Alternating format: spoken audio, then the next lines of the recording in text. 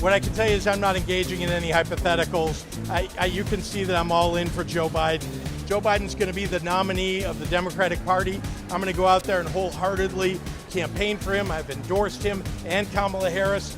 He's going to be at the convention in August, accepting the nomination, and I'll be cheering for him in the audience. It's Governor J.B. Pritzker yesterday answering questions about President Biden's fitness and his support for the incumbent, as Democrats continue to question whether or not Biden has the mental capacity to continue forward, not just in this term, but the next 4 years. It's an interesting election cycle, no question, as the Republican National Convention is next week. Former President Donald Trump expected to get that nomination. And then weeks later, you've got the Democrats meeting in Chicago for their convention. It is Illinois in Focus Daily. I'm Greg Bishop. Thanks for being with us each and every weekday morning. We will be on the ground at the Republican National Convention next week. So be sure to like, subscribe, hit that notification bell, and stay up to date with all of our reporting from there. But we also be at the Democratic National Convention in Chicago in August. So again, like, subscribe, hit that notification bell, stay up to date. So Governor J.B. Pritzker was with about 20 other governors virtually and in person in Washington, D.C. to meet with President Joe Biden last week. This was after the poor debate performance the week before, and Biden's having to answer questions about his mental fitness and what was displayed on the debate stage, being stuttering, incomplete sentences, didn't seem it all together. The Biden administration says that he had a cold, he had jet lag, despite almost 2 weeks since he had traveled the world, and a variety of other factors involved, but not anything to deal with Parkinson's or any other mental degradation, despite him having 2 brain aneurysms in the past, and I believe a couple of brain surgeries as well. But regardless, Democrats seem to be in a bit of a tough spot right now. Earlier on in the day, you had Illinois U.S. Representative Mike Quigley make these comments as he was walking out of a Democrat caucus meeting. The fighting spirit and pride and courage that served the country so well 4 years ago, helped Joe Biden win, will bring the ticket down this time. He just has to step down because he can't win, and my colleagues need to recognize that. A dismissive letter is not going to change any minds. So again, that's Quigley yesterday talking about a dismissive letter is not going to change any minds, and that letter coming from President Biden earlier this week to Democrats elected officials. Governor Pritzker yesterday asked about Quigley's response to if he should stay in the race. Look, I think it's not unreasonable for people to have differing opinions about all this, but I know Mike Quigley. I know he does not want Donald Trump to become president of the United States. So you've seen a lot of comments by congresspeople, by others who have questions. In the end, everybody understands that we're pulling together to put our party and our party's nominee and our issues over the line. And so Pritzker was peppered with questions yesterday. He was at an unrelated news event talking about clean energy jobs, held a brief gaggle with reporters afterwards, and this was the first time that Pritzker had been in front of Chicago media since he was at the White House meeting with President Joe Biden last week. So what about that meeting? How did that go? Yeah, first of all, he was fully engaged. We had, around 20 governors, half of them in the room, half of them on Zoom. We had a very good discussion between us. And again, the president did a great job of answering questions throughout that meeting. Some people came away with different impressions maybe, but for the most part, and you saw that the head of the Democratic Governors Association and 2 other governors, went and did a press conference together representing all 20 of us, because again, some weren't able to be at the White House, and some of us had to go catch a plane. The truth is that it was I think a robust discussion, and I just wanted to be accurate about how I reported what happened in that meeting. So the governor, again, being asked tons of questions about that meeting, including what he had to tell President Biden. I said you got to get out there and talk to the American public more. But it was important. I think they took too long. I think he admitted this after the debate, for him to really go out and to press that would get national attention. I know they did some rallies along the way, but it's important for him to answer questions and talk about the issues. Hyper important. People are thinking about their own families, how they're going to deal with the kitchen table issues they've got in front of them, and their personal freedoms. And there's no candidate better on those issues than Joe Biden and, by the way, the Vice President, Kamala Harris. Thanks, everybody. So the governor standing by Biden, despite the questions in the past of him wanting to aim for the White House, something he denies. He was even asked yesterday, Gretchen Whitmer, she, a governor, has said that she is not going to make a bid for the White House, even if President Biden steps down from the candidacy. Pritzker reacting to that. What I can tell you is I'm not engaging in any hypotheticals. You can see that I'm all in for Joe Biden. Joe Biden's going to be the nominee of the Democratic Party. I'm going to go out there and wholeheartedly campaign for him. I've endorsed him and Kamala Harris. He's going to be at the convention in August, accepting the nomination, and I'll be cheering for him in the audience. We'll talk a little bit about that August convention, but the governor also asked, what if he steps down? No, I can't imagine that. Joe Biden said he's going to be the nominee. He's planning to be at the convention. He's planning to be the guy who accepts the delegate vote that's going to occur, and so I can't imagine what else could happen. Could there possibly be a brokered convention? A convention where you've got people saying, hey, we've got these electoral votes, we've got those electoral votes. Is that going to cause some chaos in the party in August in Chicago? But again, I don't expect that to happen. We're going to have an orderly convention. Again, there's going to be a roll call that occurs before the convention, and then at the convention you're going to see that, and all the speeches, of course, endorsing President Biden. So the governor essentially reiterating his support for Biden, regardless of all the questions from the likes of Mike Quigley and other Democrat elected officials. Even Illinois U.S. Senator Dick Durbin has been on record saying that there are substantial questions. But what about Sean Casten? He is a Democrat from the Chicago suburbs. He was asked by CNN yesterday about this ongoing question of, Biden's fitness going up against Trump in November. The takeaway is great sadness that we are not having a conversation about the fact that we have two people running for president. One of them has a record that anybody would be proud to have, and the other one is an adjudicated rapist, a twice impeached convicted felon, who there is not a single American who would trust to babysit their teenage daughter. That is the conversation we have to be having over the next 3 months. We need to make sure that we can run an effective campaign on the political side of this operation. But the stakes of this are not about elections. The stakes of this are about what is the future for our country in two different scenarios. And I think there's a lot of concern about, will we be able to have that conversation in this media environment? But my God, that's the conversation we have to have. So the conversation moving forward, you've got a lot that could happen in the weeks ahead. Because it's not just the Republican National Convention, which is next week, and we'll preview that with former Illinois State Senator Darren Bailey, a Trump delegate. Then after that, you've got the Democratic National Convention. So we've still got a whole bunch of time between now and when official nominations are made. It is Illinois in Focus Daily. I'm Greg Bishop. Like, subscribe, hit that notification bell. Join us each and every weekday morning with Illinois in Focus Daily, the Center Square, and America's Talking Network.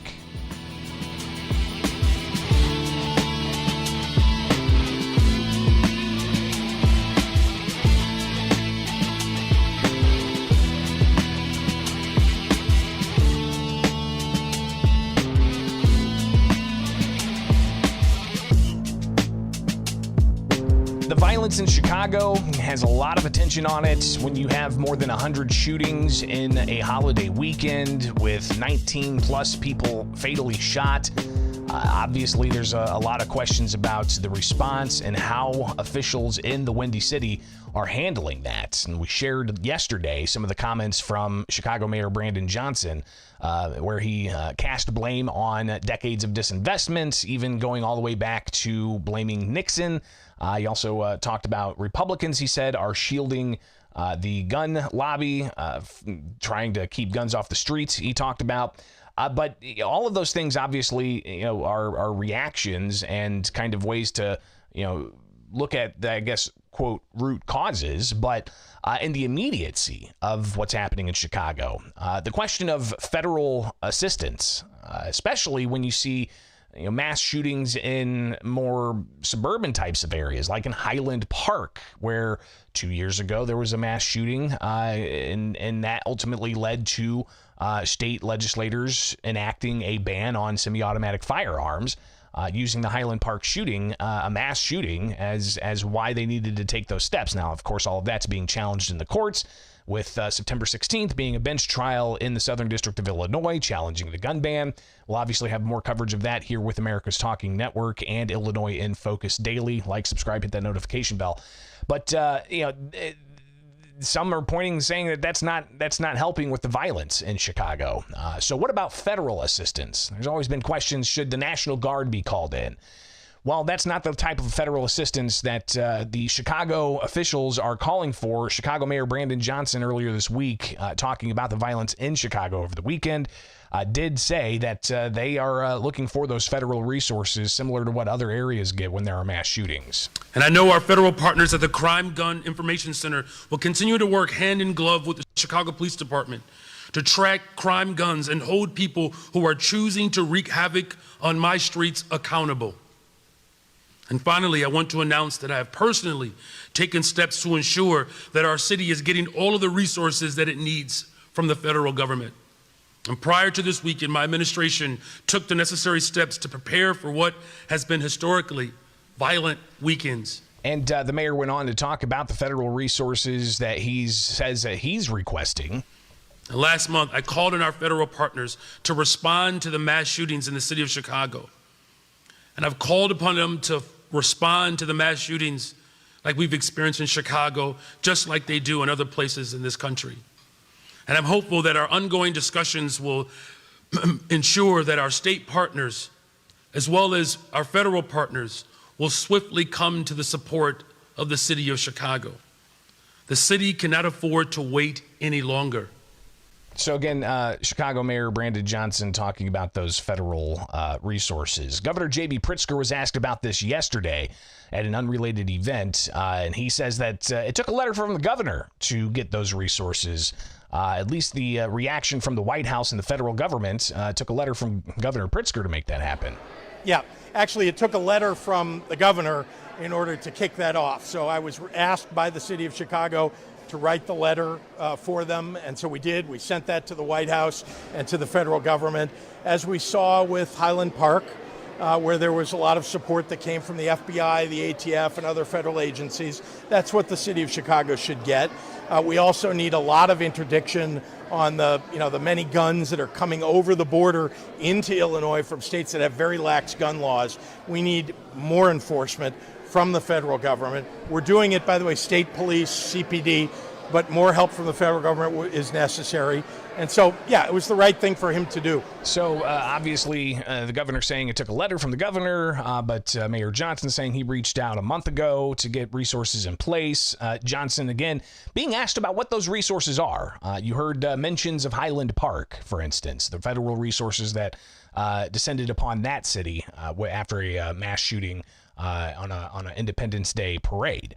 And what about Chicago? It seems that there are mass shootings every weekend and dozens of people shot at any one of these instances.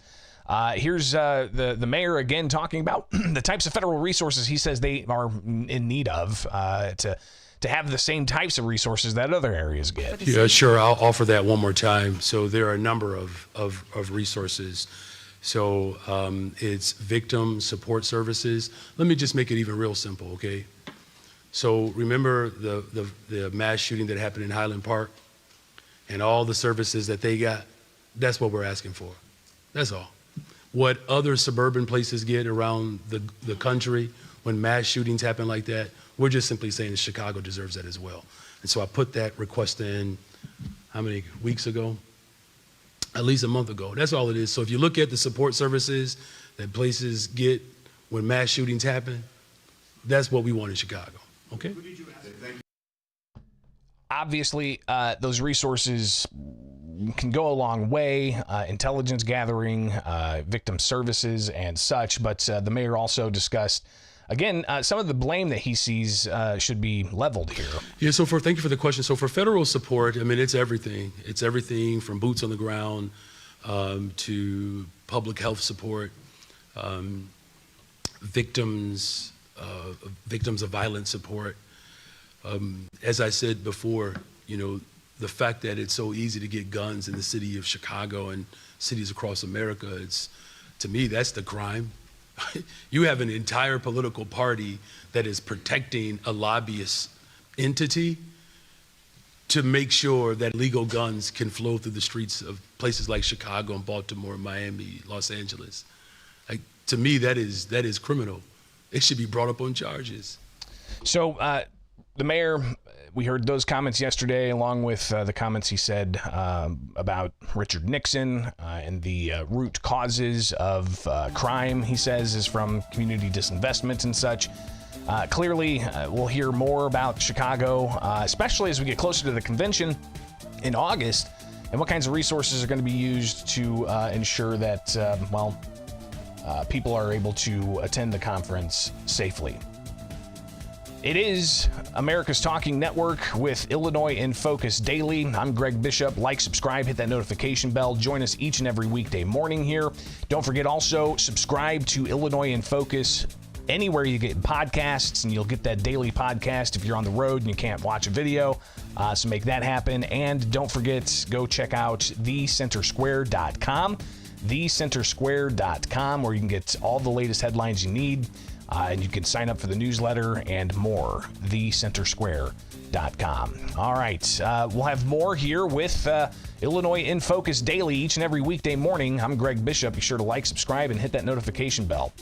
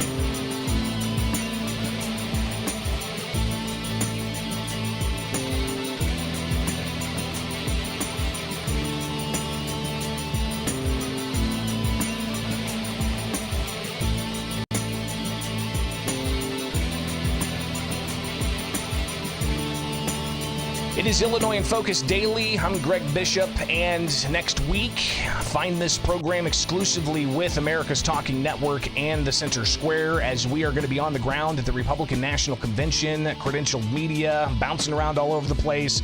I'll have exclusive interviews one-on-one with people. It's going to be an interesting week, but to give us a bit of a perspective as to what to expect and why this may be important for Illinoisans is a delegate for former President Donald Trump for the Republican nomination, and that is former State Senator Darren Bailey. He joins us live here with Illinois in Focus Daily. Senator, thanks for taking time.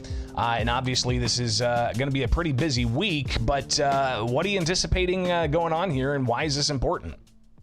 Well, I think there's going to be a lot of excitement. I was an alternate delegate in 2020, but unfortunately, because of COVID, they didn't, nothing was held, so I wasn't able to participate. So this is all new to me, and I don't know. I sense excitement in the Republican Party as far as, just the disastrous policies of Joe Biden and the actual incompetence, and knowing that we can get somebody back in place who has a proven track record, someone who truly cares about America and had 4 years of absolute prosperity for our country. So there's excitement knowing that Illinois can be play a part in making that happen. So talk about some of the logistics here. How much have you been given advanced knowledge of the schedules, and any ideas to when we're going to see maybe the announcement of a vice president for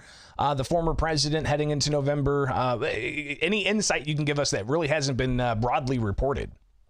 Well, really, the only insight that I know is that security is going to be very, very high. We've been, I actually made reservations off-site at first, and then was told that, hey, you better stay with the delegation at the hotels, or otherwise you might not get in. So security is going to be high. Actually, I'm supposed to get the agenda today, I think. So I haven't really seen a lot. So still waiting on that. And yeah, rumor had it that President Trump was going to pick there may be an announcement yesterday. That, of course, didn't happen. So in Trump world, things happen as President Trump wants them to happen, and we all sit back and kind of wait for that to happen. Senator, tell us about the Republican platform. I've seen a few headlines here and there about issues concerning abortion. I even saw a headline about, whether or not they're going to have state-by-state reciprocity for concealed carry, for instance. I mean, how important is that Republican platform for people in Illinois, for people in Texas, for people in Washington State or Pennsylvania? How important is that platform that it, I guess, walks that line between what some people may say is extreme versus what some people may say is a big tent? Well, I think it's important to, keep that platform. I like our platform. Sometimes here in Illinois, Republicans don't always stick with that platform, but that's one of the reasons why I choose to be involved, is to make sure that platform stays the same. I think I personally, that the people of Illinois know that I am unapologetically pro-life, period. And I will do everything within my influence to make sure that the platform does protect life 100%. I think everyone in Illinois knows that I will do everything possible to protect our Second Amendment rights as much as we can. So again, that's why I chose to be a part of this movement, and to protect the integrity of what I believe are the true answers to turning this country around that the Republican Party has. We've just got to bind together, stick together, and stand on that platform. And if we do that, I think the American people will see something. See something that's going to make life, better here in America. Because I don't think over these last 4 years, I don't know of anyone that can contend that they are better off today than they were. Former State Senator Darren Bailey with us here with Illinois in Focus Daily, getting a preview of the Republican National Convention that is starting next week in Milwaukee. The Center Square will be there on the ground, and we'll bring you exclusive reports here with Illinois in Focus Daily. Senator, when it comes to Illinois' role in all of this, obviously Republicans are in the super minority.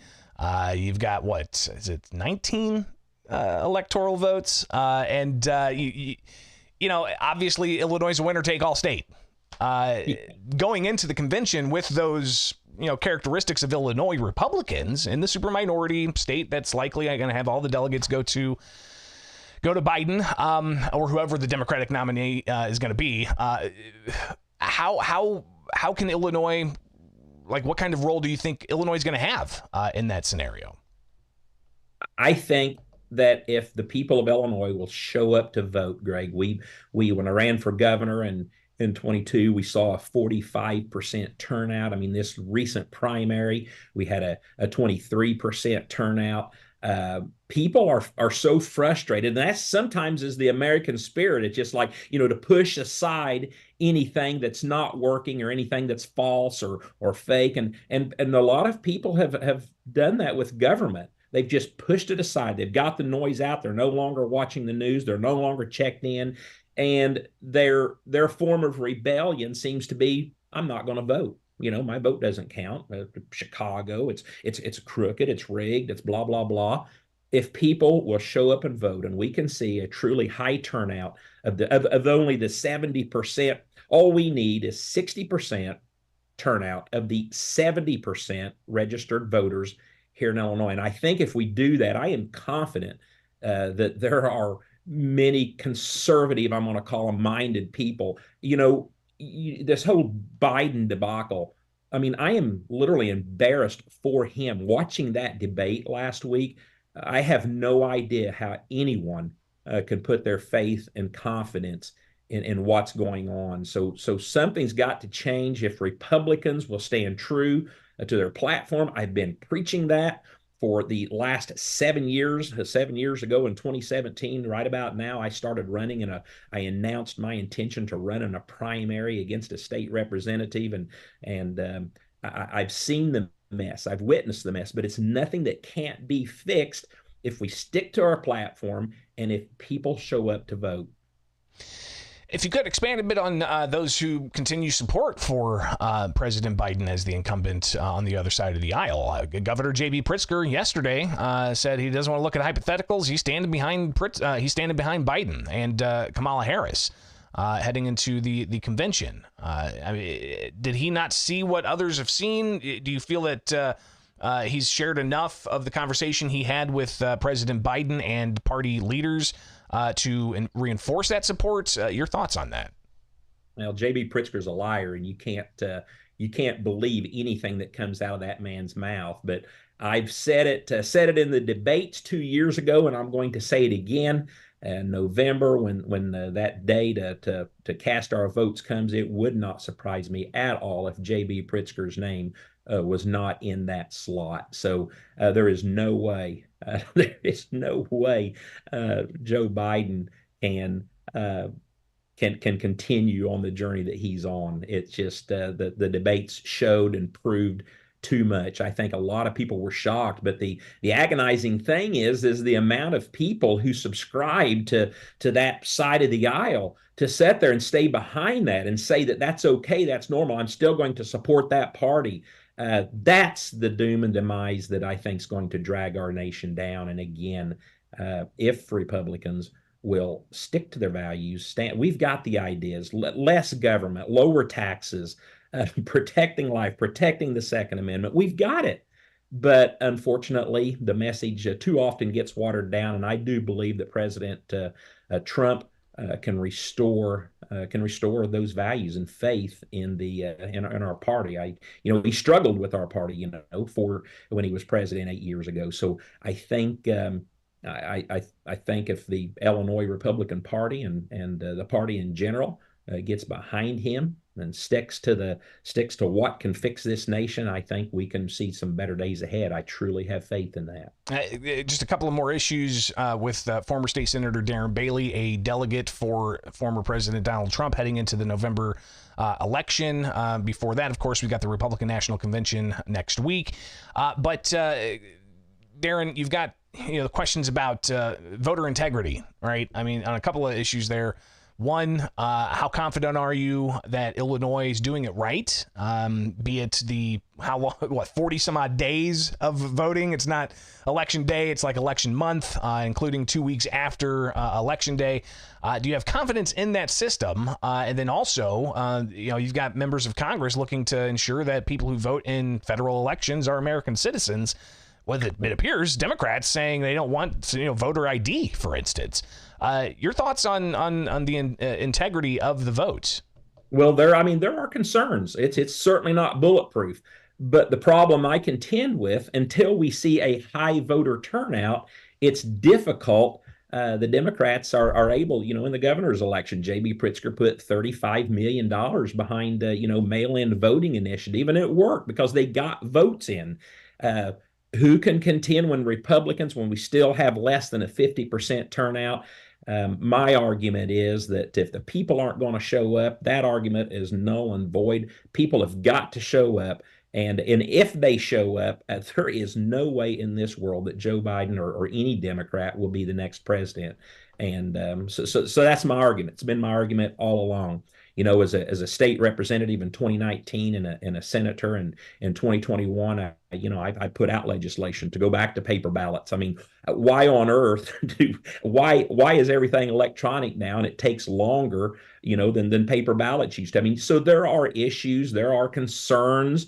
Why not have voter ID? I mean, I literally stood up on the House and the Senate floor when we proposed and talked about voter ID, and all I heard mainly from our friends in Chicago was well, what a burden that was going to put, a financial burden to have to pay for the card, and that was my argument. I said, hey, I'm for lower taxes and less everything, but if we have to, I know that.